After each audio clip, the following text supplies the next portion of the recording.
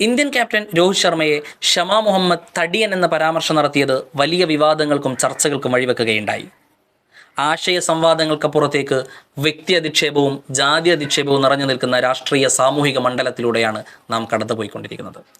അമിതമായ ലഹരി ഉപയോഗത്തെക്കുറിച്ച് കേരള നിയമസഭയിൽ ചർച്ച നടത്തുമ്പോൾ മുഖ്യമന്ത്രി പിണറായി വിജയൻ നടത്തിയ ഒരു പരാമർശത്തെ വിമർശിച്ചുകൊണ്ട് ഒരാൾ ചെത്തുകാരൻ്റെ മകനല്ലേ സ്വാഭാവികം എന്നൊരു കമൻ്റ് ഇടുന്നത് ശ്രദ്ധയിൽപ്പെട്ടു.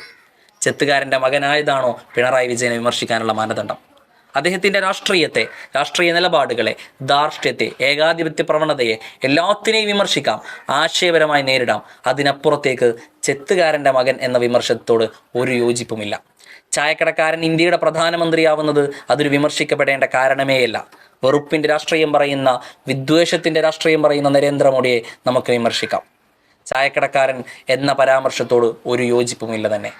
ചായക്കടക്കാരൻ ഇന്ത്യയുടെ പ്രധാനമന്ത്രിയാകുന്നതും ചെത്തുകാരൻ്റെ മകൻ കേരളത്തിൻ്റെ മുഖ്യമന്ത്രിയാകുന്നതും ഇന്ത്യയുടെ ജനാധിപത്യത്തിൻ്റെ മഹത്വം എന്ന് വേണ്ടേ മനസ്സിലാക്കാൻ. എം മണിയെ നിറം നോക്കി പരിഹസിക്കുന്ന രാഷ്ട്രീയ നേതാക്കളെ നാം കണ്ടിട്ടുണ്ട്. അദ്ദേഹത്തെ അക്രമ രാഷ്ട്രീയത്തെ പിന്തുണച്ച വ്യക്തി എന്ന നിലയിൽ നമുക്ക് വിമർശിക്കാം. മറ്റുള്ളവരെ അധിക്ഷേപിക്കുന്നതിൽ അദ്ദേഹത്തെ നമുക്ക് വിമർശിക്കാം.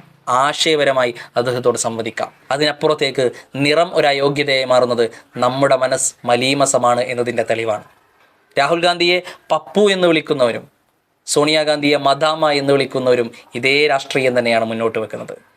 വിമർശനങ്ങൾ രാഷ്ട്രീയമാവട്ടെ, ആശയങ്ങൾ സംവദിക്കട്ടെ. അതിനപ്പുറത്തേക്ക് ഒരു വ്യക്തിയുടെ നിറവും ജാതിയും ജോലിയും സാമ്പത്തിക സ്ഥിതിയും രൂപവുമെല്ലാം വിമർശന വിധേയമാകുന്നത് ഒട്ടും യോജിക്കാൻ കഴിയുന്ന കാര്യമല്ല.